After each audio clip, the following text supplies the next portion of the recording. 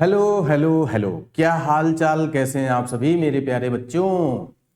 Welcome है आप सभी का हमारे इस प्यारे से चैनल फिजिक्स ग्राम पे। जैसा कि हम लोग बहुत ही बेहतर तरीके से फिजिक्स के वेक्टर अलजेब्रा चैप्टर को स्टार्ट किया था। लास्ट क्लास में मैंने आपको triangular law of vector addition समझा दिया था और आज की क्लास के लिए मैंने वादा किया था कि अपन लोग उस पे बेस्ड न्यूमेरिकल क्वेश्चंस कर रहे होंगे और parallelogram law of vector addition की भी बातचीत कर रहे होंगे। ठीक है। अच्छा, ऐसे है क्या कि मतलब triangular law of vector addition, parallelogram law of vector addition, इन सभी का रिजल्ट तो एक ही होता है, जैसा कि मैंने आपको बताया भी था। और अलग अलग सिचुएशंस में ये लगते हैं, है ना, कभी ट्रायंगुलर लॉ कभी पैरेललोग्राम लॉ। बट सच ये भी है कि हम थोड़ा सा मैनिपुलेशन करने के बाद दोनों को कहीं पे भी लगा सकते हैं। ठीक है। तो आइए इस अपने प्यारे से सफर को आज के शुरू करते हैं और मिलकर के डिस्कस करते हैं बेटा। First of all parallelogram law of vector addition, और उसके बाद करेंगे बहुत बेहतर बातें न्यूमेरिकल क्वेश्चन से रिलेटेड कि सर इसमें क्या क्या मैनिपुलेशंस होते हैं और क्वेश्चन किस तरीके से बनते हैं। ठीक है। बहुत ही ज्यादा उम्दा सा चैप्टर है। जैसा कि आप जानते हैं फिजिक्स वेक्टर अलजेब्रा के बगैर अधूरी है और साथ में मैथमेटिकल टूल, इन दोनों चैप्टर पे जिन बच्चों का बेहतर कमांड हो जाएगा तो फिजिक्स की दुनिया 40% ऐसे ही आधी हो जाती है, मतलब सिंपल हो जाती है। बची हुई 60% चीजें ही आपको पढ़नी होती है। ठीक है। क्योंकि हर एक चैप्टर में ये दोनों चीजें इन्वॉल्व होती ही होती हैं। अच्छा क्वेश्चन कोई भी बनाना हो यही दोनों का इन्वॉल्वमेंट होता है, और क्या ही कर लेंगे। ठीक है कि नहीं। तो आइए चलिए आज की क्लास को अपन लोग शुरू करते हैं बच्चों, बिना टाइम वेस्ट करे। और आप जरूर कमेंट्स करिएगा, कोई दुख तकलीफ हो शेयर करिएगा, बताइएगा मेरे को कि सर ये क्लासेस और इसमें क्या आपको मिले तो आपके लिए बेनिफिशियल हो। और मैं अपने तरफ से पूरी कोशिश कर रहा हूं कि आपको बिल्कुल ऑफलाइन क्लासेस के जैसे फील दिलाते हुए और इस क्लास को मैं कंटिन्यू रखूं। ठीक है। कमेंट्स आप जरूर करिएगा, अपने व्यूज जरूर बताइएगा कि क्या सोचते हैं आप इन क्लासेस को लेकर के, ताकि उसके हिसाब से मेरे को मोटिवेशन मिले और हम और बेहतर आपके लिए कुछ कर सकें। ठीक है। तो आइए शुरू करते हैं। जैसा कि चैप्टर का नाम एक बार लिख लेते हैं बेटा, वेक्टर अलजेब्रा। ध्यान रखिएगा फिजिक्स की क्लास है, मैथ में भी वेक्टर अलजेब्रा एक चैप्टर होता है, मगर वो मैथमेटिक्स के पॉइंट ऑफ व्यू से बना होता है। फिजिक्स के अंदर वेक्टर अलजेब्रा को फील करके पढ़ना होता है, जैसा कि पूरी फिजिक्स ही फील करने के लिए ही होती है। बगैर फील करे आप इसको पढ़ेंगे तो चीजें अधूरी रह जाती हैं, फिर लगता है कि सर अच्छे वाले क्वेश्चन तो मेरे से हो ही नहीं रहे हैं। जब फील करके पढ़ोगे दोस्त तो भरोसा रखिए सारे क्वेश्चंस होंगे। ठीक है। तो आइए समझते हैं। वेक्टर अलजेब्रा चैप्टर चल रहा था, मैं एक बार यहां पे लिख लेता हूं चैप्टर का नाम वेक्टर अलजेब्रा। ठीक है बेटा, वेक्टर अलजेब्रा। कॉपी पेन लेकर के आप बैठिएगा, जैसा कि मैं बार बार आपको बता चुका हूं। इस हम लोगों की क्लास का सिंपल सा एजेंडा है कि मेरे साथ साथ आप नोट्स प्रॉपर बनाते हुए चलिएगा, तभी जाकर के आपको मैक्सिमम आउटकम इस क्लास से मिल पाएगा और आप पाओगे, फिर अलग से कुछ करने की जरूरत नहीं पड़ेगी। वो क्लास नोट्स ही आपका सब कुछ होगा। ठीक है। वहीं से सारे क्वेश्चंस बनेंगे, सारा कॉन्सेप्ट भी क्लियर होगा। तो क्लास नोट्स बनाना जरूरी है, उसका रिवीजन होना भी जरूरी है। ठीक है। मैं पढ़ाऊंगा आपको सब कुछ समझ में आ जाएगा, एकदम डेफिनेट है, इसमें कोई डाउट ही नहीं है, बाद में भूल ना जाओ। ठीक है। इसलिए क्लास नोट्स होना जरूरी है। चलिए, तो वेक्टर अलजेब्रा में आज की क्लास में सबसे पहले जैसा कि मैंने बताया parallelogram law of vector addition की चर्चा होगी। तो टॉपिक लगाओ मेरे बच्चों, parallelogram law, parallelogram law of vector addition, law of vector addition. ठीक है।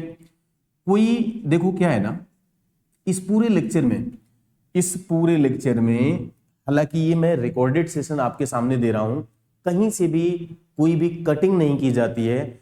एग्जैक्टली जैसे ऑफलाइन क्लास में अपन लोग पढ़ा रहे होते हैं, बच्चे साथ साथ लिख रहे होते हैं और उनको प्रॉपर लिखने की हम टाइम भी दे रहे होते हैं। कई जगह पे डेफिनेशंस मैं डिक्टेट कर रहा होता हूं और बच्चे लिख रहे होते हैं। तो मैं चाहूंगा कि ये क्लास भी एग्जैक्टली वैसे ही चले। ठीक है। ओके। तो मेरे साथ साथ आप भी सारी की सारी एक्टिविटीज करते हुए चलिएगा, जो एक स्टूडेंट्स के लिए चाहिए होती है। बाद में मैं बताता भी रहूंगा बीच बीच में। ठीक है कि नहीं। चलिए, तो parallelogram law of vector addition, जैसा कि इसका नाम ही सजेस्ट कर रहा है, इसमें पैरेललोग्राम का इन्वॉल्वमेंट होने वाला है, कुछ वेक्टर्स का इन्वॉल्वमेंट होने वाला है, और अपन लोग उन वेक्टर्स और पैरेललोग्राम लॉ के पैरेललोग्राम के हेल्प से वेक्टर्स के एडिशन की चर्चा करने वाले हैं। ध्यान रखिएगा, ये पैरेललोग्राम जो लॉ है ये वेक्टर का एडिशन और सब्ट्रैक्शन दोनों देता है, बट यहां चर्चा किसकी हो रही है बेटा, वेक्टर के एडिशन की हो रही है। तो क्या है इसका स्टेटमेंट, मैं बोर्ड पे लिख दूं। ठीक है। स्टेटमेंट वैसे मैं एक बार डिक्टेट कर देता हूं पहले। Parallelogram law of vector addition कहता है कि if two vectors starting from a given point represented as two adjacent sides of a parallelogram, then the diagonal starting from the same point represents their sum. Bracket में बोले तो resultant. ठीक है, अब इसी बात को मैं यहां पे लिखता हूं, आप मेरे साथ साथ जो है वो कॉपी पे लिखते हुए चलिएगा. देन आफ्टर मैं इसको अच्छे से एक्सप्लेन करता हूं और फिर इसके फार्मूले सब डिराइव करते हैं. ठीक है, तो चलिए शुरू करते हैं. If any two vectors starting from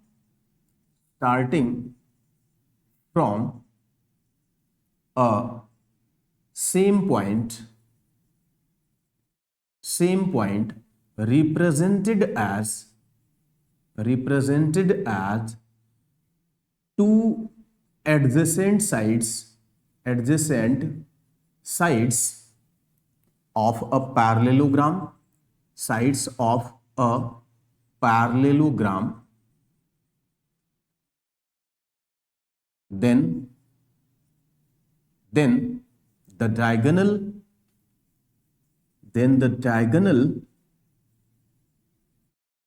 starting from the same point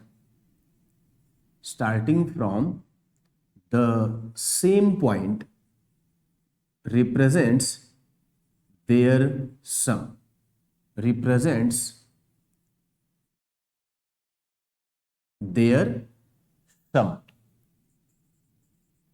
ठीक है, सम को रिजल्टेंट भी कहा जाएगा. अब ये क्या लिखा गया है इस बात को समझने की कोशिश करते हैं. देखो मेरे बच्चों, ये लिखा गया है कि अगर एक पॉइंट से दो वेक्टर निकल रहे हो, जैसे फॉर एग्जांपल मान लीजिए ये कोई पॉइंट है, यहां से दो वेक्टर निकल रहे हो, एक वेक्टर ऐसे जा रहा है, दूसरा वेक्टर कुछ ऐसे जा रहा है. एक ही पॉइंट से दो वेक्टर निकल रहे हैं. क्लियर? तो ये वेक्टर है मान लो वेक्टर ए, ये वेक्टर है मान लो वेक्टर बी. इनके बीच का कुछ एंगल भी बन रहा होगा यहाँ पे, let's say that is theta, यानी ये अंदर वाला एंगल मैंने थीटा मान लिया. तो ये दो वेक्टर एक पॉइंट से निकल रहे हैं, वही लिखा है कि if any two vectors starting from a same point, एक ही पॉइंट से दो वेक्टर स्टार्ट हो रहे हैं, तो मैं क्या करूंगा, इन दोनों वेक्टर को यूज करके एक पैरेललोग्राम बना दूंगा. कैसे सर? इसके पैरेलल एक लाइन यहां खींच दो, इसके पैरेलल एक लाइन यहां खींच दो, बन गई पैरेललोग्राम. तो देखो बेटा, ये ऐसे लाइन मैंने ड्रॉ करी, इसके पैरेलल एक लाइन मैंने यहां पे ड्रॉ कर दी, तो ये बन गया पैरेललोग्राम. तो अब ये दोनों वेक्टर क्या बता रहे हैं, इस पैरेललोग्राम की दो एडजेसेंट साइड्स को बता रहे हैं. एडजेसेंट मतलब लगी हुई साइड्स. ठीक है, तो ये पैरेललोग्राम की दो एडजेसेंट साइड्स हो गई. सर इस पैरेललोग्राम के दो डायगोनल आपको दिख रहे होंगे, एक डायगोनल जो ऐसे बन रहा होगा और दूसरा डायगोनल जो है वो ऐसे बन रहा होगा. मैं किस डायगोनल की बात कर रहा हूं? उस वाले डायगोनल की जो सेम पॉइंट से स्टार्ट होता हो जहां से वेक्टर दोनों निकल रहे थे. ठीक है, मतलब मैं बेटा इस वाले डायगोनल की बात कर रहा हूं, ऐसे वाला. तो इस डायगोनल को अगर मैं वेक्टर बना दूं, मतलब लाइक ऐसे एरो लगा दूं, तो ये जो होगा इन दोनों का सम होगा. बोले तो ये होगा vector A plus vector B. अब क्योंकि सम होगा, इसी को रिजल्टेंट भी आप बोलोगे, तो मैं लिख सकता हूं कि ए प्लस बी बराबर है किसके? वेक्टर आर के. वेक्टर आर का मतलब रिजल्टेंट है. रिजल्टेंट का मतलब होता है आउटकम, कोई भी प्रोसेस है उसका जो आउटकम है. ठीक है, कई बार बच्चों को कंफ्यूजन होती है, रिजल्टेंट का वो मतलब हमेशा ही एडिशन को ही समझ लेते हैं, बट ऐसा है नहीं. वेक्टर का सब्ट्रैक्शन करोगे उसका आउटकम आएगा, उसे भी रिजल्टेंट बोलोगे.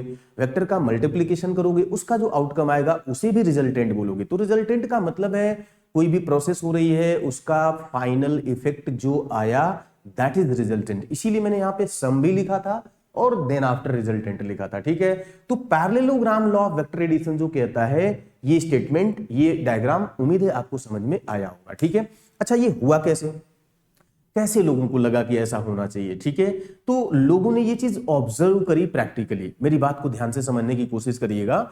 मसला ये है कि अगर मान लो बेटा, कॉमन सेंस की बात है, कॉमन सेंस की बात है कि अगर कोई भी बड़ी सी ऑब्जेक्ट यहां पे रखी हो, कोई मान लो भारी भरकम सी टेबल रखी हो, और उस टेबल को दो लोग मिलके खींचे, एक लोग इधर खींचे, एक लोग इधर खींचे, तो अब आप खुद सोचो कि ये टेबल किसकी तरफ जाएगी. भाई साहब, हमारे सामने एक टेबल रखी हुई है, एक इधर लोग खींच रहे हैं, एक लोग इधर खींच रहे हैं, ये टेबल किधर जाएगी? तो आप कहोगे सर कहीं रास्ते में बीच से आएगी, कहीं रास्ते में बीच से आएगी.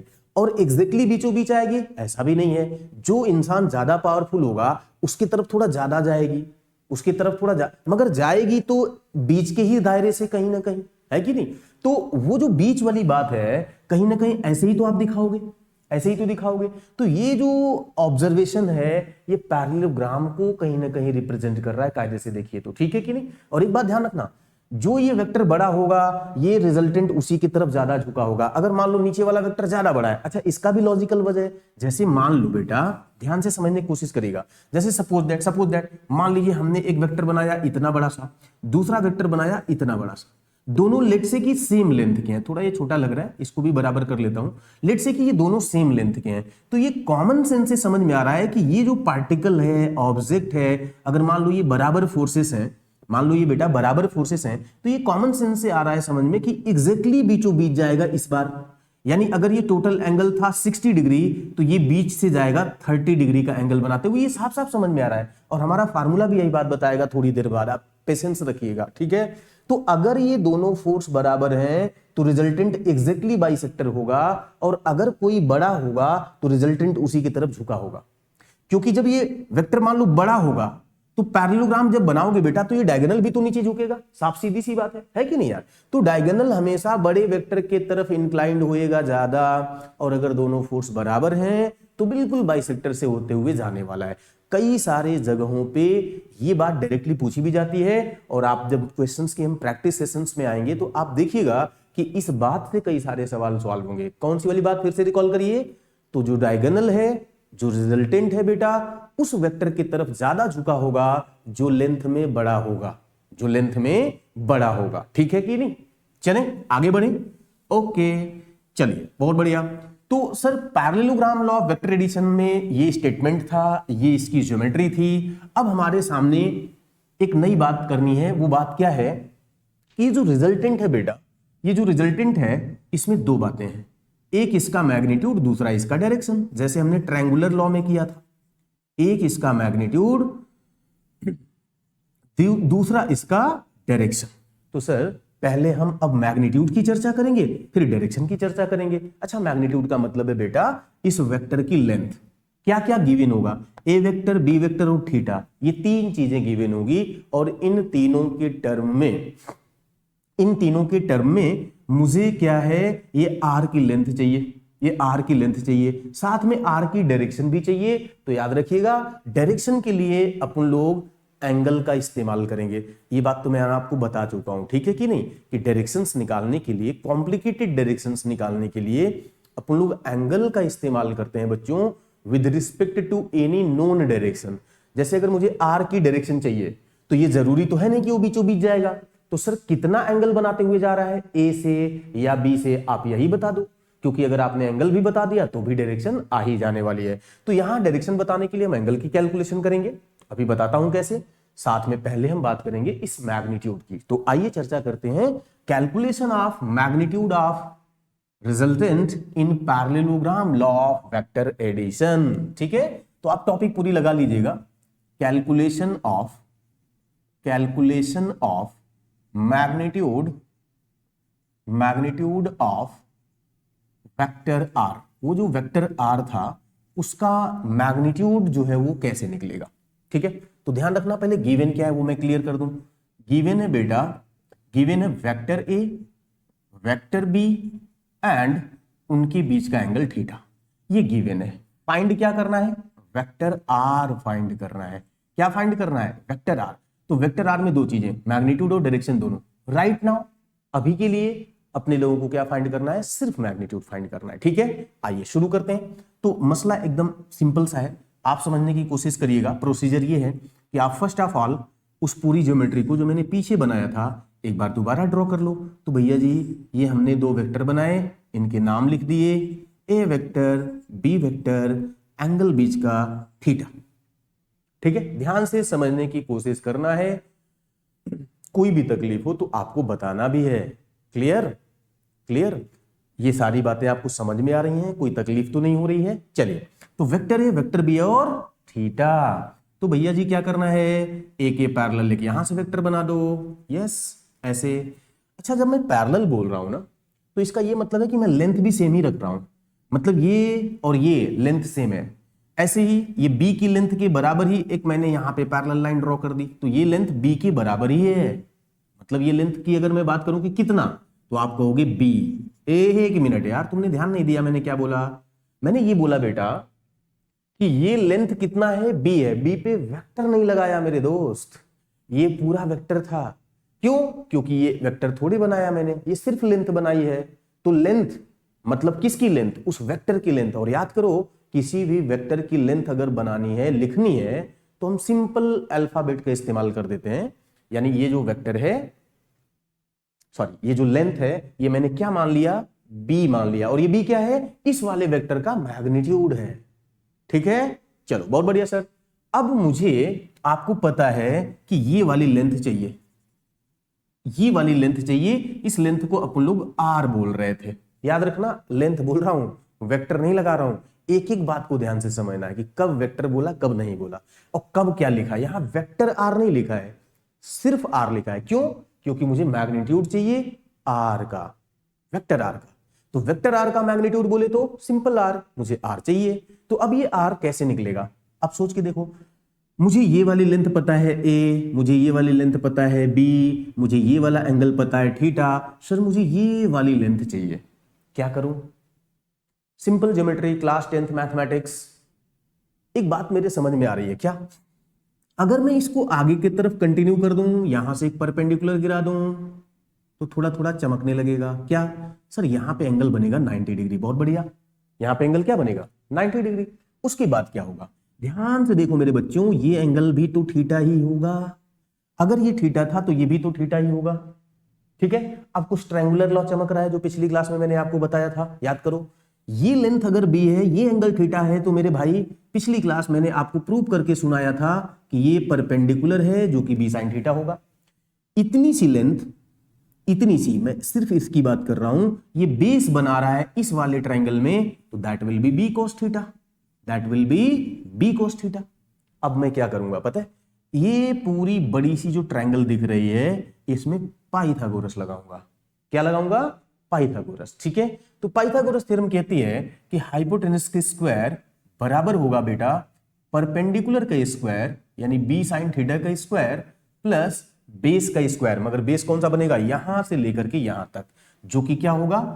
a plus B cos theta पूरे का होल स्क्वायर, पूरे का होल स्क्वायर। ठीक है, अब इसको जब मैं फर्दर सॉल्व करूंगा मेरे बच्चों, तो ये आएगा आर स्क्वायर बराबर B square sine square theta plus A square plus B square cos square theta plus 2ab cos theta, 2ab cos theta.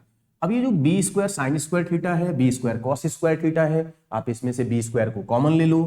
Result आएगा मेरे बच्चों आर स्क्वायर बराबर A square plus B square, bracket में आएगा sine square theta plus cos square theta. मेरे साथ साथ बोल के बताओ, ब्रैकेट में क्या आएगा? Sine square theta plus cos square theta, जिसकी वैल्यू 1 होती है। ठीक है, तो बी स्क्वायर के साथ 1 से मल्टीप्लीकेशन चाहे लिखो चाहे मत लिखो। अगला वो लास्ट वाला टर्म, जो कि कितना है? 2ab cos theta. लास्ट वाला टर्म कितना है? 2ab cos theta. अब ध्यान से देखिए, मैं इसको लिख सकता हूं r बराबर under root A square plus B square plus 2ab cos theta, and actually this is the final answer. ये r की लेंथ होगी। मतलब अगर मुझे a की लेंथ पता हो, b की लेंथ पता हो, a और b के बीच का एंगल पता हो, तो r की लेंथ क्या बनने वाली है बेटा? अंडर रूट ए square plus B square plus 2ab cos theta. ध्यान रखिएगा, इसमें मैंने ट्रायंगुलर लॉ में भी ये बात बताया होगा आपको। ए बी और थीटा की अगर मैं बात करूं, तो ए और बी क्या है बेटा? लेंथ। आर क्या है? वो भी लेंथ है। भाई साहब एक बात बताओ, पाइथागोरस तो लेंथ पे लगती है ना, वेक्टर पे थोड़ी लग जाएगी। पाइथागोरस थ्योरम तो आपने 10वीं में किया था, उसके पहले 6वीं में किया था, 7वीं में किया था, है ना? तो वहां पे आप वेक्टर पढ़ते थे क्या? नहीं ना, वहां तो लेंथ पढ़ते थे। Right angle triangle, Pythagoras theorem, right angle triangle की साइड्स इस्तेमाल होती थी। तो कहने का मतलब ये हुआ कि यहां जो कुछ भी लिखा है, इसमें कंप्लीट वेक्टर नहीं लिखा है, वेक्टर की सिर्फ लेंथ इन्वॉल्व हो रही है। ठीक है, मतलब मैं कहना चाह रहा हूं कि ये जो आर है, ये रिजल्टेंट की लेंथ है, ए रिजल्टेंट का, सॉरी जो पहला वेक्टर ए था उसकी लेंथ है, ये दूसरे वेक्टर बी की लेंथ है, और ध्यान रखना मेरे दोस्त थीटा जिन्हें ऐड कर रहे हो उनके बीच का एंगल है। अभी भी बात समझ में नहीं आई होगी, और अगर समझ में भी आई होगी तो आप अभी वो नहीं सुन पा रहे हो जो मैं सुनाना चाह रहा हूं। रुकिए, मैं अगले पेज पे इसको लिखता हूं कि मैं क्या बोलना चाह रहा हूं, ठीक है। वैसे इस पूरी चीज को मेरे साथ साथ आप पॉज करके वीडियो को नोट कर लीजिए, जरूर नोट कर लीजिए कॉपी में। नोट कर लिए होगे तो बहुत अच्छी बात है। आइए जो मैं बोलना चाह रहा हूं उसकी बात करता हूं, ठीक है। मैं साइड हट लेता हूं, आप इसको पॉज करके और एक बार पूरी बात नोट जरूर कर लीजिएगा, ठीक। चलिए, तो अब हम लोग जरा कुछ बातें और कर लेते हैं इससे रिलेटेड। क्या? जो मैं आपको बताना चाह रहा था, लास्ट वाली बात जो मैं आपको बोल रहा था, उस बात को थोड़ा बहुत अच्छे तरीके से समझते हैं। क्या चीज भैया मेरे? देखो, ये जो हमारे पास फार्मूला है r बराबर अंडर रूट ए square plus B square plus 2ab cos theta plus 2ab cos theta, इस फार्मूले में मेरे बच्चों, इस फार्मूले में a क्या है? तो बेटा a है मैग्नीट्यूड, मैग्नीट्यूड बोले तो लेंथ, मैग्नीट्यूड बोले तो लेंथ ऑफ फर्स्ट वेक्टर, जो भी पहला वेक्टर था ये उसका मैग्नीट्यूड है। ये b क्या है? तो b है magnitude, magnitude of second vector. और मेरी बात याद है, पहली क्लास में क्या बताया था कि वेक्टर का मैग्नीट्यूड कभी नेगेटिव नहीं हो सकता, और वो आप आज भी समझ सकते हो। मैग्नीट्यूड का मतलब लेंथ है, तो किसी वेक्टर की लेंथ नेगेटिव कैसे हो सकती है? Not possible. तो यानी यहां पे a और b कभी नेगेटिव नहीं हो सकते दोस्त, कभी नेगेटिव नहीं हो सकते, ठीक है। ये सिर्फ लेंथ लिखनी है। और क्या है सर? थीटा क्या है? थीटा है बेटा एंगल बिटवीन, ये बिटवीन लिखा हुआ है, those two vectors, those two vectors to which we have to add, we have to add. ये बात इतनी इंपॉर्टेंट है कि मैं क्या बताऊं। ये जो थीटा है उन दो वेक्टर के बीच का एंगल है जिन्हें मुझे ऐड करना होता है। जब मैं आपको वेक्टर का सब्ट्रैक्शन बताऊंगा बाय द एडिशन मेथड, तो वहां पे आप देखना इस लाइन का कितना बेहतरीन इस्तेमाल होता है। थीटा के बारे में बहुत अच्छे से समझना है। थीटा बेटा उन दो वेक्टर के बीच का एंगल है जिन्हें मुझे ऐड करना है, वो नहीं जो गिवन है, उससे मुझे मतलब नहीं है। हम किन्हें ऐड कर रहे हैं उनके बीच का एंगल होना चाहिए क्या? थीटा। और आर तो आप जानते ही, हालांकि फिर भी मैं लिख देता हूं, लेंथ ऑफ या मैग्नीट्यूड ऑफ सम, ठीक है। जो सम आपने किया उसका जो मैग्नीट्यूड आया ये वो है। बोले तो मैं क्या बोलना चाह रहा हूं, ध्यान से समझिएगा। आर क्या था बेटा?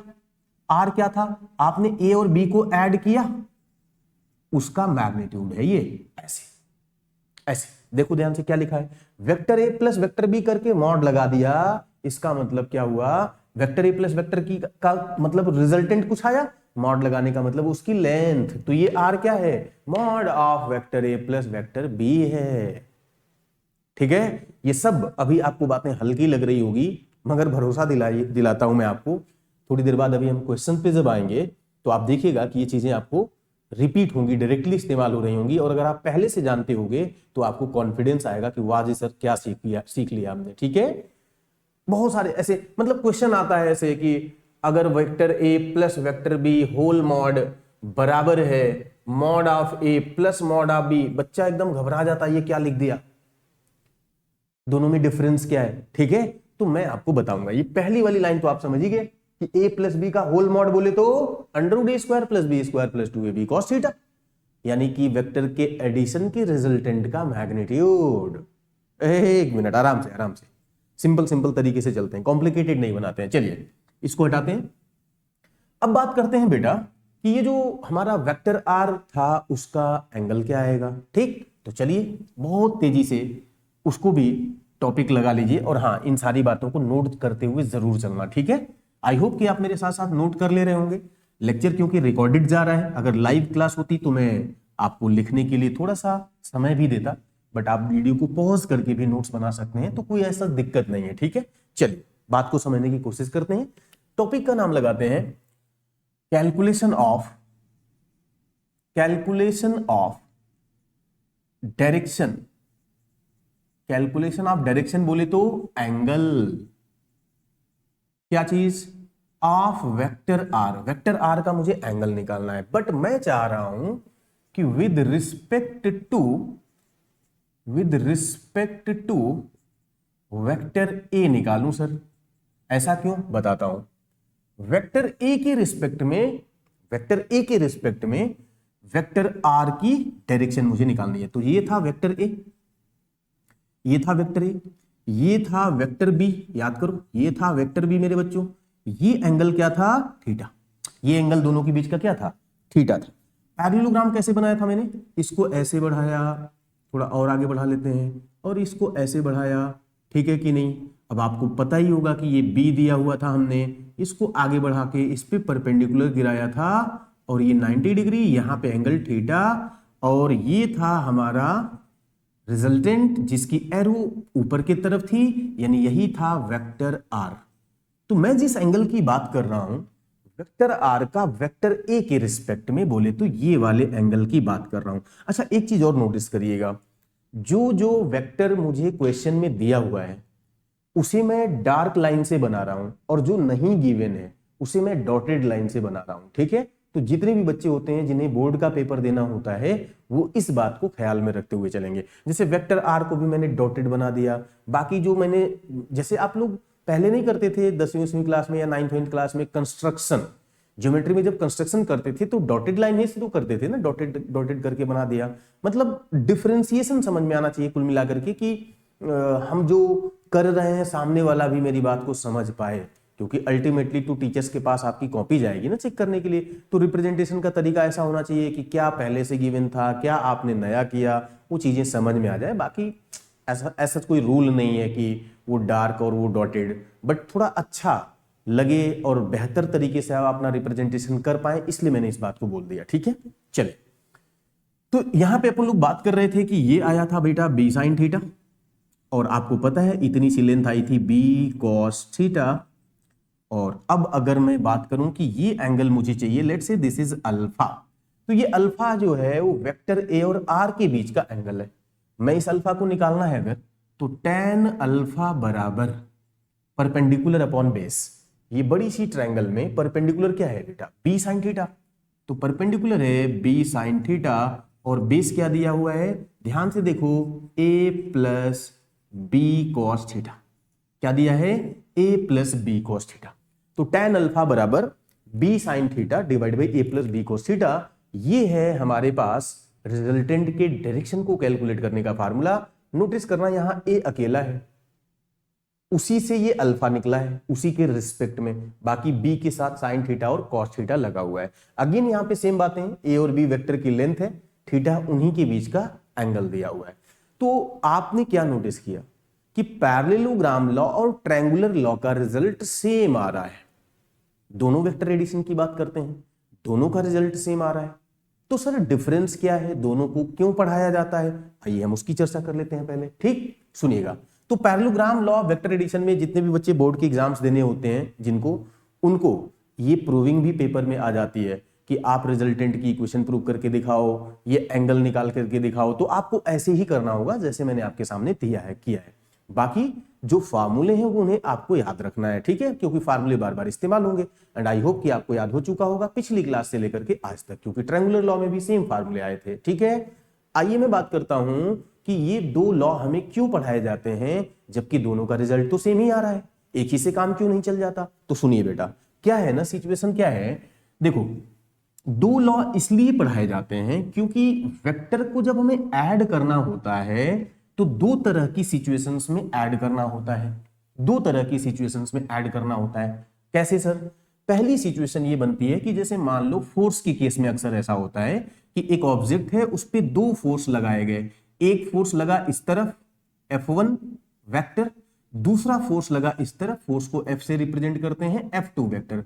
तो अब बेटा ध्यान से देखो यहां पे क्या हो रहा है, एक ही पॉइंट से दोनों वेक्टर निकल रहे हैं, ठीक है कि नहीं। ऐसा हो सकता है ना कि एक पॉइंट हो, एक ऑब्जेक्ट हो जिसे दो लोग पकड़ के खींच रहे हो, एक ही साथ खींचेंगे।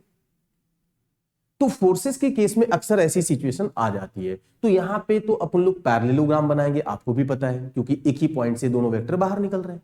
दूसरी सिचुएशन ऐसी आती है, मोशन के केस में अक्सर होता है कि कोई इंसान का डिस्प्लेसमेंट पहले इधर था फिर उधर हो गया, इस टाइप का।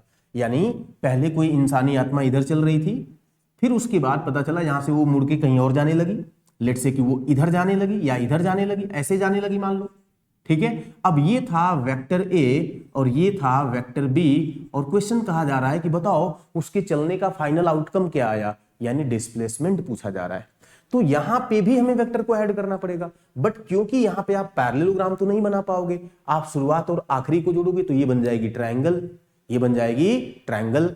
यहां पे क्या करना है भैया जी, साफ साफ समझ में आ रहा है कि ये रिजल्टेंट बीच से होकर के जाएगा, मतलब यहां पे बन जाएगा पैरेललोग्राम, ठीक है कि नहीं। तो जब कभी भी ऐसे वेक्टर दिए हों तो हम ट्रायंगुलर लॉ लगा लेते हैं, जब ऐसे दिए हों तो पैरेललोग्राम लॉ लगा देते हैं, दोनों ही एडिशन की केसेस हैं।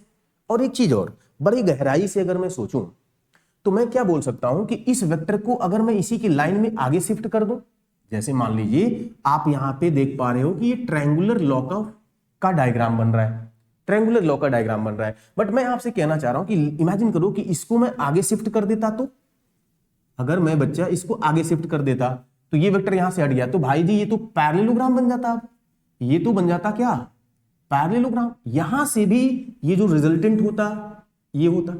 आप ध्यान से देखो, चाहे आप इसको देखो चाहे इसको देखो, अगर मेजर करके बनाओगे, हमारे इस डायग्राम में छोटा बड़ा हो सकता है बिकॉज मैं फ्री हैंड से बना रहा हूं।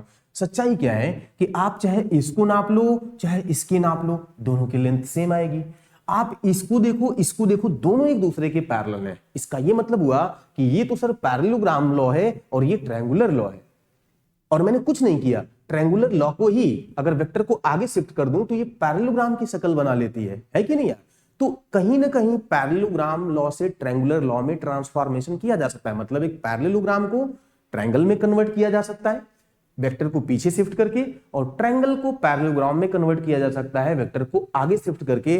और हमने पढ़ा भी था कि वेक्टर को पैरेलली शिफ्ट करने से फिलहाल उसके ट्रांसलेशनल इफेक्ट में तो कोई चेंज नहीं आता, ठीक है कि नहीं। रोटेशनल इफेक्ट में चेंज आएगा एंड हम उसके बारे में चर्चा आगे करेंगे, ट्रांसलेशनल इफेक्ट में कोई चेंज नहीं आएगा।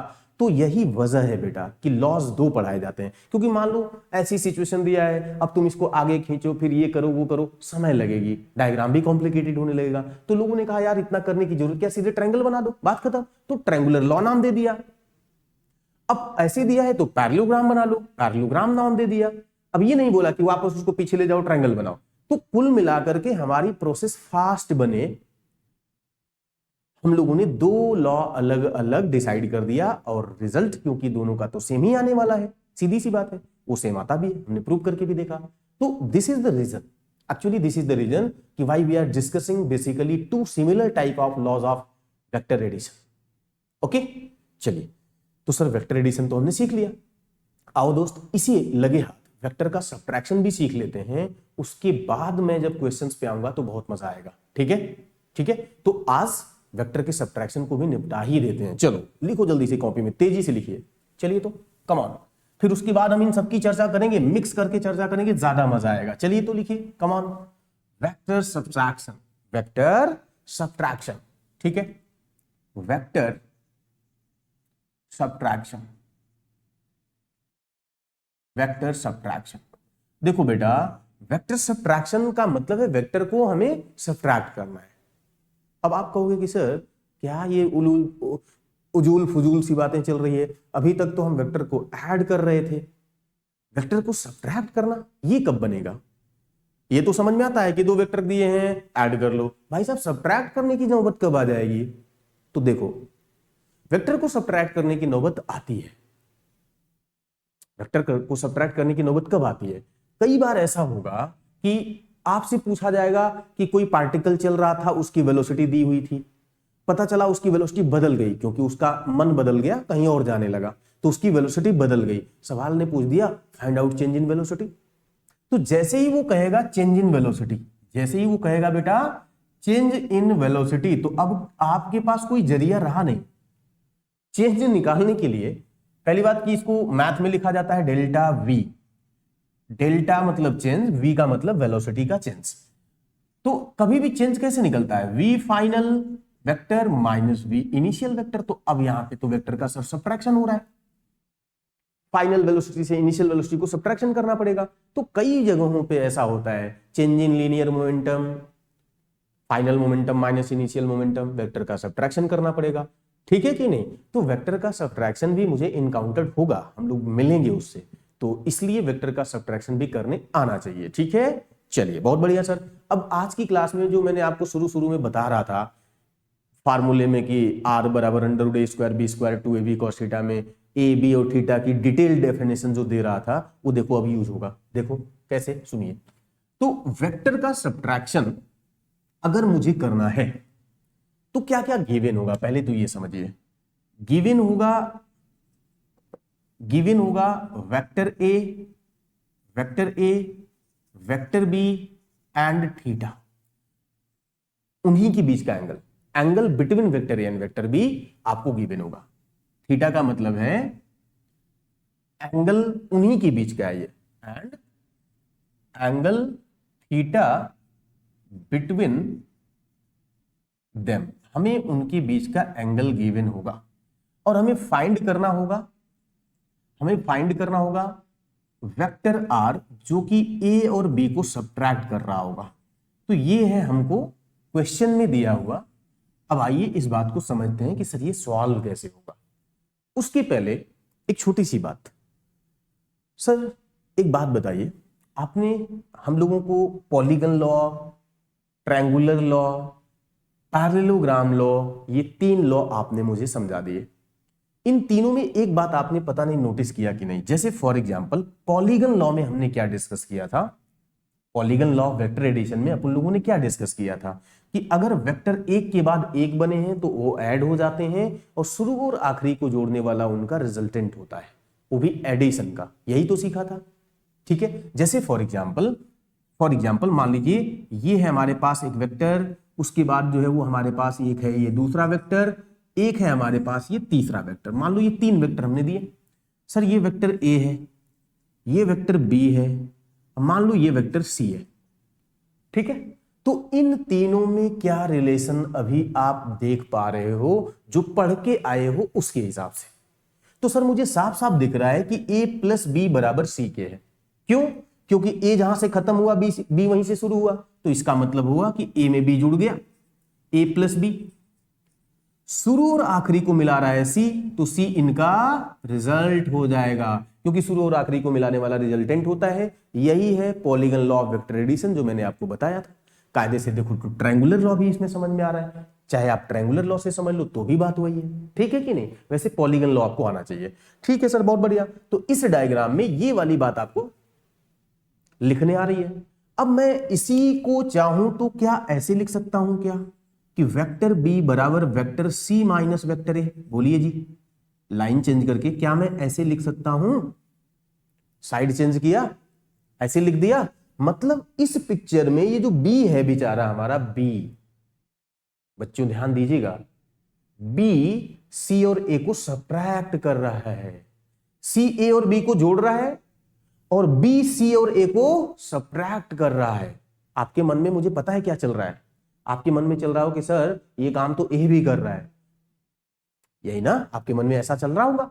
हाँ बिल्कुल सही बात है, बिल्कुल सही बात है। बट बेटा मैं जो बोल रहा हूं उसको सुनिए, हम उस बात की भी चर्चा कर लेंगे, आप टेंशन मत लीजिए। तो b बराबर सी माइनस ए के है, यानी इस पिक्चर में b जो है वो c और a को सब्ट्रैक्ट कर रहा है। तो सर इस इक्वेशन और इस डायग्राम को देख करके मुझे कुछ लिखने का मन कर रहा है, क्या कुछ मुझे ऐसा लिखने का मन कर रहा है इस पिक्चर को देख करके और इस इक्वेशन को देख करके मुझे बहुत अच्छा लग रहा है। b जो है ना, बी के पास कुछ ऐसा ही खास बात इस पिक्चर में दिख रही है जो बाकी सी और ए के पास नहीं है। क्या आपको भी दिखा कुछ? बी की कुछ खास एट्रीब्यूट मुझे दिख रहा है, एट्रीब्यूट बोले तो गुण। बी के पास मुझे एक खास एट्रीब्यूट दिख रहा है जो सी और ए के पास है ही नहीं। क्या पता है तुम्हें? इस पूरे पिक्चर में ध्यान से देखिए, हेड और हेड को जोड़ने वाला इकलौता वेक्टर सिर्फ बी है। अरे दिखा क्या बोला मैंने? हेड टू हेड जोड़ने वाला इकलौता वेक्टर सिर्फ और सिर्फ बेटा कौन सा है? बी है। ना वो सी है ना वो ए है। ठीक है, सी और ए तो एक पॉइंट से बाहर निकल रहे हैं। तो मैंने क्या लिखने का मन किया पता है मुझे? मेरे को ये लाइन लिखने का मन करी कि अगर एक पॉइंट से दो वेक्टर बाहर निकल रहे हो और उनके हेड और हेड को जोड़ने वाला मैं एक तीसरा वेक्टर बना दूं, तो वो जो तीसरा होगा उन दोनों का सब्ट्रैक्शन होगा। And actually this line is very very important. जितने भी वेक्टर सब्ट्रैक्शन के सवाल आते हैं ना बेटा, वो इसी बात पे आते हैं। पहचानने आना चाहिए आपको कि ये वेक्टर का सब्ट्रैक्शन दे रहा है। फिर से समझ लीजिए, एक पॉइंट से अगर दो वेक्टर बाहर निकल रहे हो जैसे सी और ए, तो एक तीसरा वेक्टर जो उनके हेड और हेड को ज्वाइन करेगा डेफिनेटली उन दोनों को सब्ट्रैक्ट कर रहा होगा। सब्ट्रैक्शन और भी तरह से होता है, जैसे फॉर एग्जांपल ए भी सब्ट्रैक्ट कर रहा है मगर वो नहीं आएगा, यूज ही नहीं होगा, तो मैं उसकी चर्चा क्यों करूं?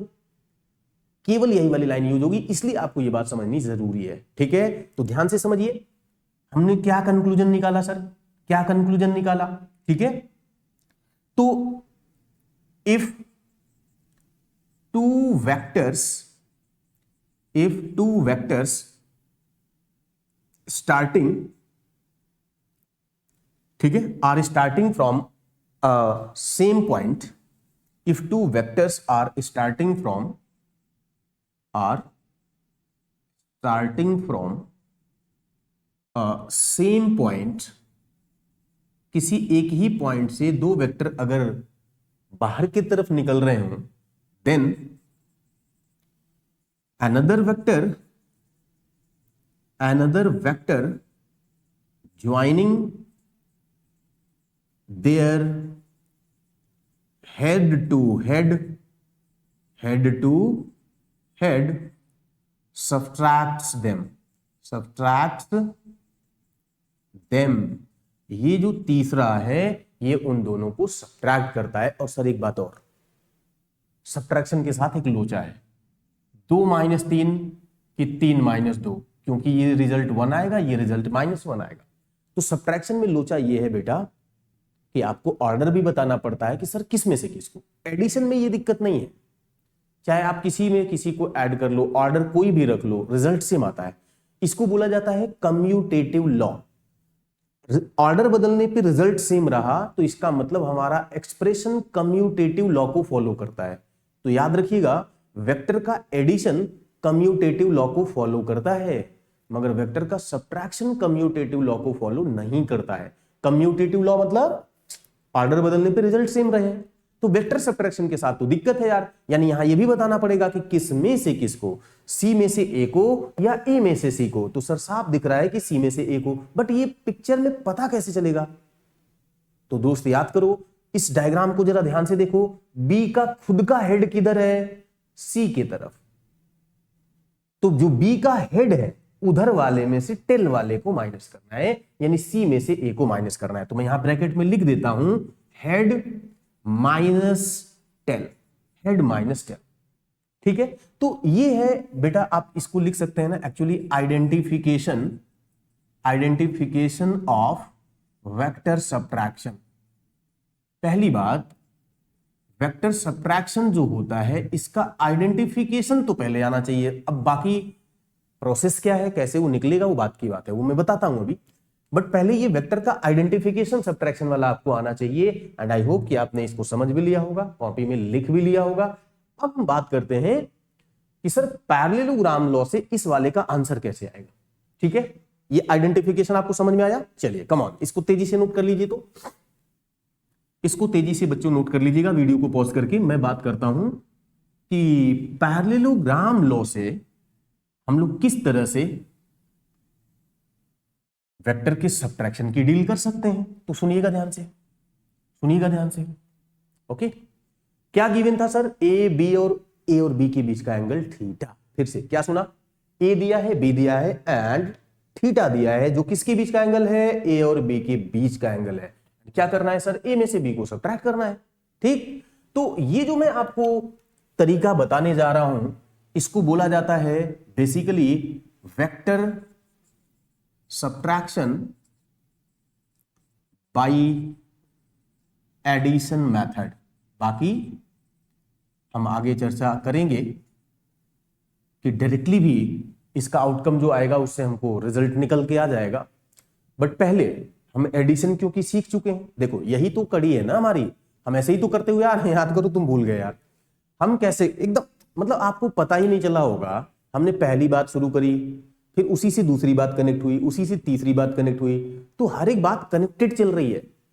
कोई भी बात अचानक से नहीं आएगी हमारे सामने कि लो भैया पता नहीं क्या आ गया, ना ना ना ना, ऐसा नहीं होगा दोस्त। जो पीछे से हमने एक सिचुएशन क्रिएट करी होगी, फिर उसी सिचुएशन का आंसर देते देते एक नई बात बन गई। तो हम पिछला पढ़ के आए हैं वेक्टर का एडिशन, अब पढ़ना है वेक्टर का सब्ट्रैक्शन। सर आइडेंटिफिकेशन में सीख के बैठ गया और वो भी एडिशन से ही निकाला। अब मैग्नीट्यूड मुझे चाहिए, वो भी एडिशन से निकलेगा। कैसे? सुनिए बेटा, एक बात बताओ, हमें निकालना है आर जो कि ए और बी को सब्ट्रैक्ट करेगा। मेरे मन में एक ख्याल आया, ध्यान रखिएगा, ये दिया क्या था? दिया था ये वेक्टर ए, ठीक है, और दिया था ये वेक्टर बी। ये ए दिया है, बी दिया है, क्या दिया है सर? ए वेक्टर दिया है और बी वेक्टर दिया है, ये दिया है। और क्या दिया है? इनके बीच का एंगल भी दिया है। ओके, इनके बीच का एंगल भी दिया है। तो इनके बीच का एंगल कहां बन रहा है? अच्छा, इनके बीच का एंगल कहां बन रहा है? तो बेटा याद करिए, यहां बन रहा है। ये है ए और बी के बीच का एंगल, ये तो बता चुका हूं, ठीक है कि नहीं, पहले लेक्चर में ही। तो ये वेक्टर ए, ये वेक्टर बी और ये इनके बीच का एंगल, ठीक है, ये मुझे दिया हुआ है। या तो वो चाहते तो पैरेललोग्राम लॉ के हिसाब से भी दे देते, मैंने ट्रायंगुलर लॉ के हिसाब से दे दिया, कोई दिक्कत नहीं सर, ठीक है। तो मुझे क्या करना है? ए में से बी को सब्ट्रैक्ट करना है, ठीक है। तो आर बराबर ए माइनस बी चाहिए। मेरे मन में ख्याल आया कि एक काम करो, क्या मैं इसको ऐसे भी तो लिख सकता हूं कि vector A plus of minus vector B? लिख सकता हूं, नहीं लिख सकता हूं? आपको लगेगा हाँ सर, क्या आपने बढ़िया तरकीब निकाली है, बात तो सही है। तो ये लाइन जो कह रही है, ये कह क्या रही है? जरा इसकी मनोदशा को समझिए। ये लाइन ये कहना चाह रही है कि वेक्टर ए में ऐड करना है सर किसको? माइनस वेक्टर बी को।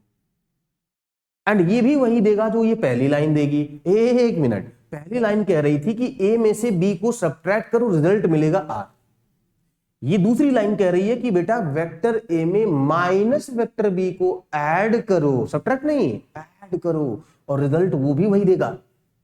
मैं कहूंगा भाई नीचे वाली बात तो मेरे काम की लिखी है, मैं तो इसको पहले से जानता हूं, तो मैं क्यों नहीं इसी को फॉलो करूं? ठीक ठीक। बट जैसे ही मैंने इसकी तरफ घूर के देखा तो मुझे एक तकलीफ हो गई। क्या? कि सर इसमें जो ऐड करना है वो माइनस बी को ऐड करना है, और दिया तो बी था। अरे दिया बी था तो माइनस बी कहां से? इसका मतलब मुझे माइनस बी ढूंढना पड़ेगा। और माइनस बी कैसे आएगा? ऑब्वियस सी बात है, इस बी को जस्ट पलट दीजिए, बी को जस्ट पलटी मरा दो तो माइनस बी मिल जाएगा ना बेटा, ठीक है कि नहीं। तो मैंने क्या किया, बी को ऐसे धरा, पलट दिया, ये बन गया उतना ही बड़ा सा वेक्टर जस्ट पीछे के तरफ। यही है अपना भाई कौन? Minus B. कौन है? Minus B. तो याद रखिएगा मुझे ए में माइनस बी को ऐड करना है, ठीक है। अब कम ऑन जल्दी से, दो वेक्टर के एडिशन में रिजल्टेंट का फार्मूला क्या होता है बताओ, जल्दी से जल्दी से जल्दी से बताओ। रिजल्टेंट के एडिशन का फार्मूला अंडर रूट ए square plus B square plus 2ab cos theta, यही होता है, यही होता है। तो आप मुझे बताओ, अगर मुझे इन दोनों को सब्ट्रैक्ट करना है, फार्मूला, पहले मैं फार्मूला लिखूं। Now by the formula of vector addition, वो क्या है? Now by the formula of vector addition, अगर हम वेक्टर एडिशन के फार्मूले के तहत जाएं तो क्या है? अंडर रूट आर बराबर अंडर रूट ए square plus B square plus 2ab cos theta. याद रखिएगा ये फार्मूला है। अब इस फार्मूले में सबकी वैल्यू रखो, तो सबकी वैल्यू मैंने आपको लिखना है इस लाइन के लिए। तो याद करिए क्या आएगा? आर बराबर, सर ए का मतलब, ए का मतलब जिन वेक्टर को ऐड करना है उसमें से पहले वेक्टर का मैग्नीट्यूड। पहला वेक्टर कौन था? Vector A. तो वेक्टर ए का मैग्नीट्यूड यानी कि वो ए ही होगा, ए का स्क्वायर। ये जो बी का स्क्वायर होता है यहां पे क्या करते हैं? दूसरे वेक्टर के मैग्नीट्यूड का स्क्वायर, जिसे जोड़ना है, जिसे जोड़ना है वो बेटा माइनस बी है। याद रखना माइनस बी है, मगर मुझे यहां पे उसी की लेंथ लिखनी है। तो अब याद करो यहां पे मैं क्या करूं, माइनस बी का स्क्वायर करूं या बी का स्क्वायर करूं। तो अब कुछ लोगों को लग रहा होगा कि सर कुछ भी कर लो, स्क्वायर करोगे तो प्लस ही हो जाएगा। हमने कहा बहुत बढ़िया बेटा, क्या बात बोली है तूने, ठीक है ठीक है, मैं माइनस बी का भी स्क्वायर करूंगा तो प्लस हो जाएगा। बट जब आप यहां जाओगे तब तो फंस जाएगा, तब तो फंस जाएगा ना। यानी आपको बहुत क्लियर होना पड़ेगा कि आपको करना क्या है, माइनस लिखना है कि नहीं लिखना है। तो दोस्त याद करिए मैंने क्या बोला था, हमें वेक्टर की लेंथ लेनी है। कौन सा वेक्टर की, माइनस बी की लेंथ लेनी है। तो माइनस बी की लेंथ कभी नेगेटिव थोड़ी हो सकती है, वो तो बी बी ही होगी। तो बी स्क्वायर लिखना है, माइनस बी नहीं लिखना है, याद रखना माइनस बी नहीं लिखना है। तो ए square plus B square plus 2ab cos theta. Theta होता है बेटा उन वेक्टर के बीच का एंगल जिसे मुझे जोड़ना होता है। यही लिखा था ना आज की क्लास में, याद करो स्टार्टिंग में। थीटा होता है उन वेक्टर के बीच का एंगल जिन्हें ऐड करना है। ऐड किसको करना है, वेक्टर ए और माइनस वेक्टर बी को ऐड करना है सर। तो इनके बीच का एंगल क्या होगा, तो इनके बीच का एंगल तो बेटा ये होगा, ये होगा इनके बीच का एंगल। अब ये कितना है, तो सर ये थीटा था, टोटल 180 होता है, तो ये आएगा 180 माइनस थीटा। क्या आएगा, 180 माइनस थीटा। ठीक है बेटा, याद रखिए कॉस 180 माइनस थीटा क्या होता है, माइनस कॉस थीटा होता है। ये मैं आपको मैथमेटिकल टूल में पढ़ाऊंगा, टेंशन मत लीजिए। बट आपको आई होप कि आता होगा, नहीं भी आता है तो टेंशन मत लीजिए, थोड़ी देर के लिए एडजस्ट कर लो यार प्लीज।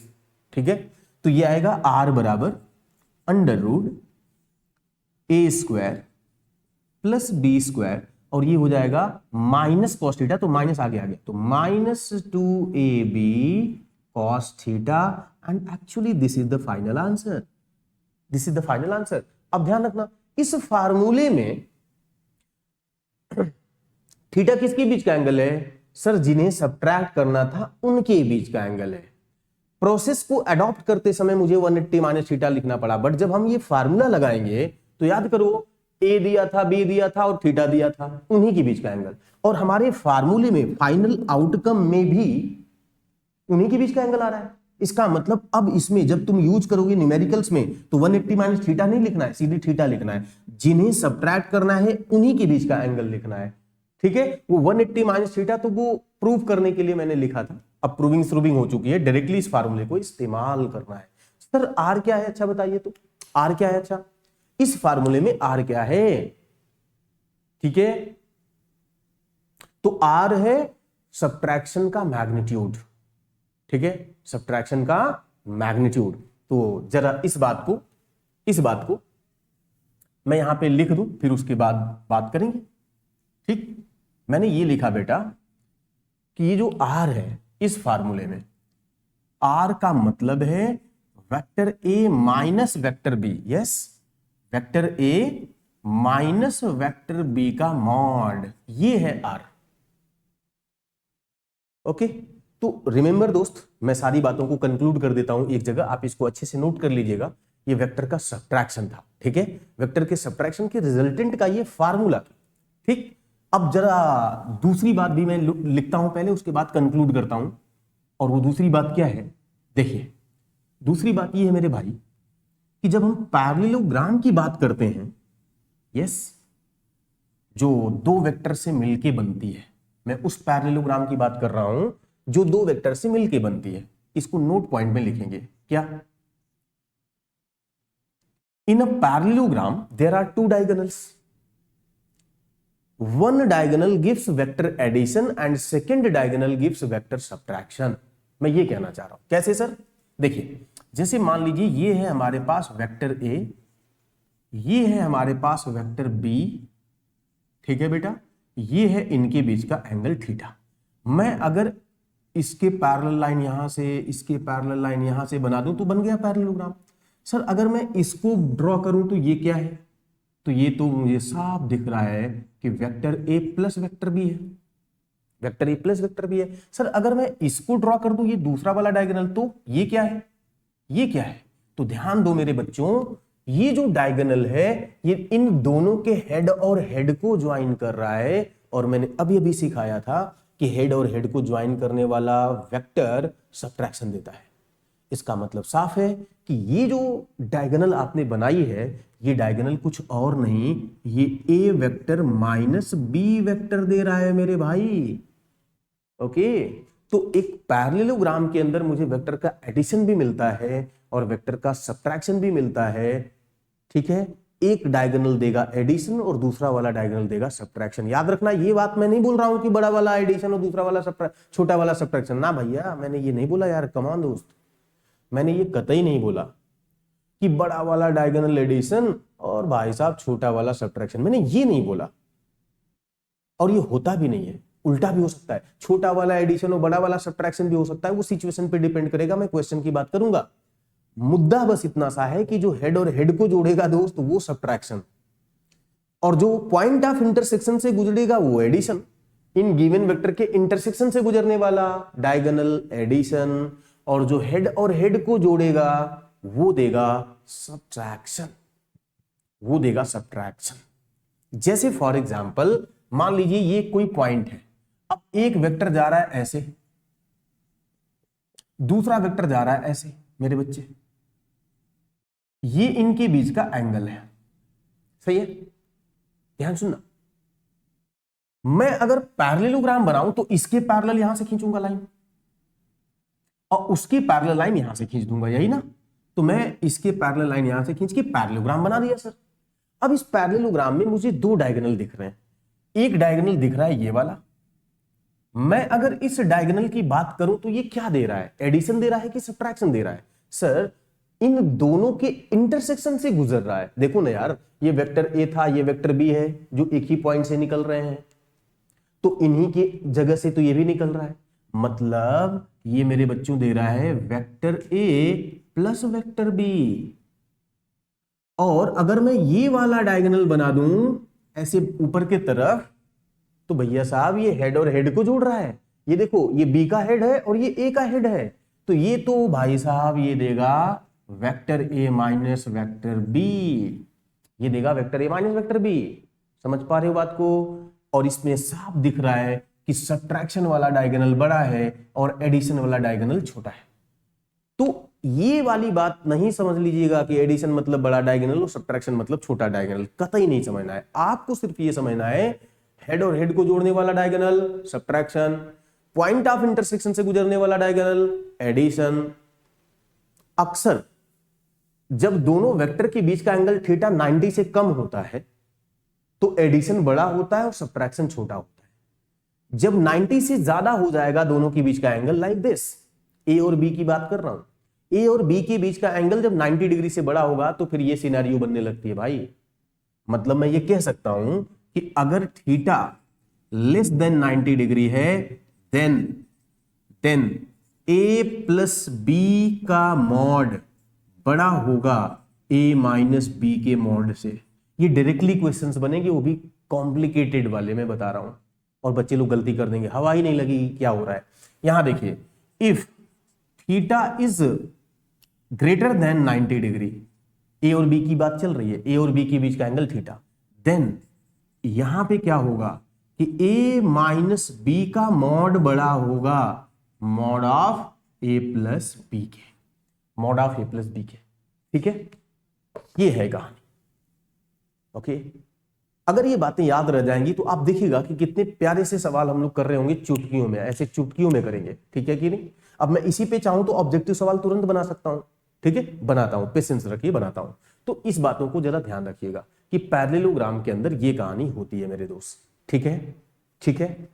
उसके बाद आपको ये बातें पहली बात में मैंने बताई नोट पॉइंट के अंदर, और दूसरी बात में मैंने क्या बताया कि जो आर होता है, ठीक है, रिजल्टेंट होता है।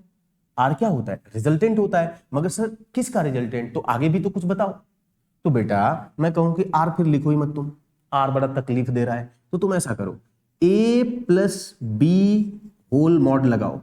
तो मतलब ये हुआ रिजल्टेंट कर रहे हैं हम बात एडिशन वाली। हम ये बता रहा है ना कि हम बात किसकी कर रहे हैं? एडिशन का। तो ये किसके बराबर है? तो सर ये बराबर है अंडर रूट ए square plus B square plus 2ab cos theta.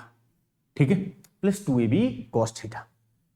तीसरी बात, कि अगर मैं कहीं लिख दूं a माइनस बी का मॉड, तो ये याद रखना है ये बराबर होगा under root a square plus B square minus 2ab cos theta मेरे भाई। तो यहां पे क्या आएगा minus 2ab cos theta, minus 2ab cos theta. ठीक, याद रहेगा? अरे याद रहेगा? प्लीज जरूर रिप्लाई करना, कमेंट्स करना कि ये क्लासेस किस तरीके से आप इसको यूज कर रहे हो और समझ में आ रहा है, लग रहा है कि हम फिजिक्स सीख जाएंगे। ठीक है, या अभी भी लग रहा है कि नहीं सर अभी भी थोड़ा लोचा है, बताना जरूर दोस्त। ठीक है, ओके चलो। तो ये हो गया हमारे पास कुछ छोटी छोटी बातें जो बेहद जरूरी थी। अब हम बात करते हैं इन छोटी छोटी बातों से मिलकर के कुछ अच्छी बातों के बारे में। ठीक है, मतलब मैं क्वेश्चन के बारे में बात करना चाह रहा हूं। ठीक है, चलिए सुनिए। तो कुछ सवाल आज की क्लास में कर लेते हैं, बाकी अगली क्लास में, नहीं तो लेक्चर बहुत लंबा हो जाएगा और आप पेशेंस खोने लगोगे। मुझे डर है इस बात का। ठीक है, सामने सामने होते तो मैं फिर डांट डपट करके कुछ भी तमाम तरीके होते हैं ना, उस तरीके से कर लेता, बट अभी क्योंकि हम लोग दूर दूर हैं तो इस वजह से थोड़ा आपके बारे में ज्यादा कॉशियस रहना है मेरे को। चलिए, तो क्वेश्चन है बच्चों आपके लिए मेरे तरफ से, और इंपॉर्टेंट मार्क करना, पेपर में आता है, हर जगह मिल जाता है। क्या? वेरी इजी सवाल। अब आप तो देखते ही बता दोगे। क्वेश्चन ये है कि अगर मान लीजिए भैया जी कि vector A plus vector B का मॉड बराबर है mod of vector A minus vector B के, then find angle between vector A and vector B. Vector A और वेक्टर बी के बीच का एंगल बतलाया जाए। देखो दोस्त, इस क्वेश्चन को करने का दो तरीका है, मैं दोनों बताऊंगा आपको। ठीक है, ध्यान से समझना। मेथड वन क्या कहता है, मेथड वन क्या कहता है कि अगर ये दोनों लाइनें बराबर हैं तो मतलब साफ है कि अंडर रूट ए square plus B square plus 2ab cos theta बराबर है अंडर रूट ए square plus B square minus 2ab cos theta के। हाँ जी बेटा, अब क्या करेंगे, दोनों तरफ स्क्वायर करेंगे तो रूट गायब हो जाएगी। याद रखना, रूट से रूट कटती नहीं है कभी, रूट से रूट कभी कटती नहीं कि दोनों तरफ काट डालो, नहीं ऐसा नहीं होता। आप दोनों तरफ स्क्वायर करिए, रूट अपने आप हट जाएगी, तो उसको थोड़ी इज्जत दीजिए। ठीक है, तो मैंने किया बेटा दोनों तरफ स्क्वायर, क्या किया स्क्वायर, इधर भी किया उधर भी किया। ठीक, रूट का पिक्चर से गायब हो गया रूट, तो ए square plus B square plus 2ab cos theta बचा। यहां पे बचेगा a square plus B square minus 2ab cos theta.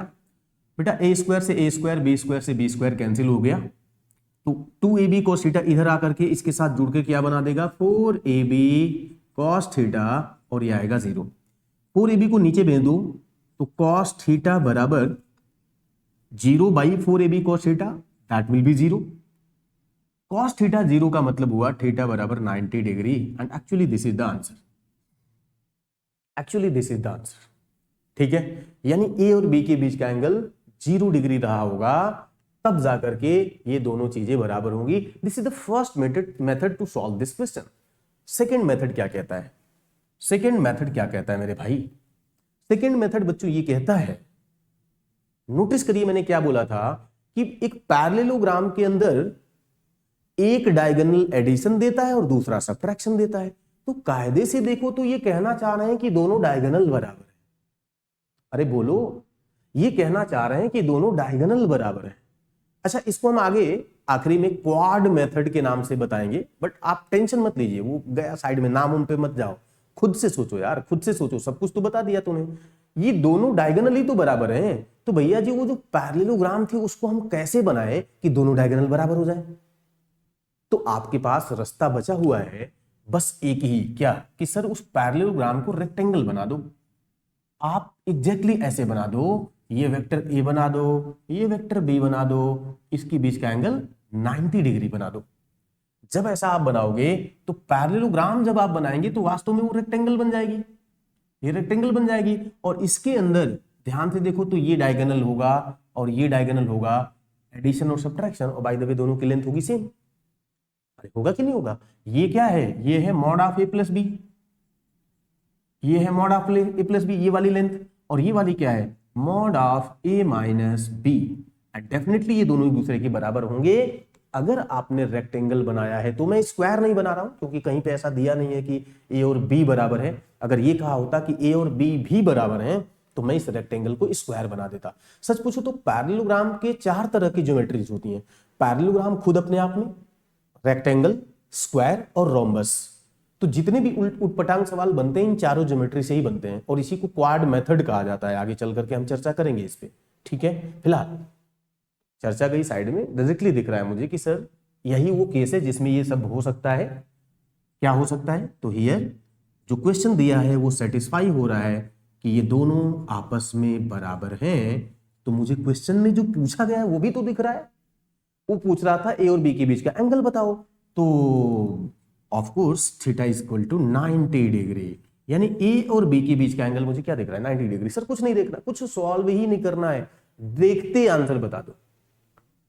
तो ध्यान दीजिए, ये दोनों तरीके आपके एग्जाम्स में एक्सेप्टेबल हैं। आप चाहे बोर्ड का एग्जाम दो, ऑब्जेक्टिव जेईई नीट दोगे तो कोई दिक्कत ही नहीं है, सीधे टिक करो आगे बढ़ो। और ये क्वेश्चन बहुत पॉपुलर है, बहुत पॉपुलर है, ठीक है।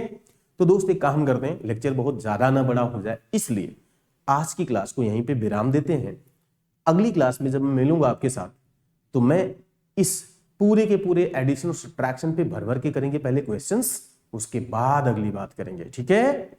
चलिए, तो सभी को बाय बाय, अपना ख्याल रखिएगा, पढ़ाई लिखाई करते रहिएगा। और हाँ, क्लासेस अगर अच्छी लग रही हो, लग रहा हो कि सर आपके काम की बात चल रही है, तो आप कमेंट्स भी करिएगा, रिप्लाई भी दीजिएगा, मतलब कि क्या चल रहा है, मतलब आपको मजा आ रहा है नहीं आ रहा है। किसी और चीज की डिमांड हो तो आप वो भी कर सकते हैं, एंड आई होप कि मैं उसको पूरा कर सकूं।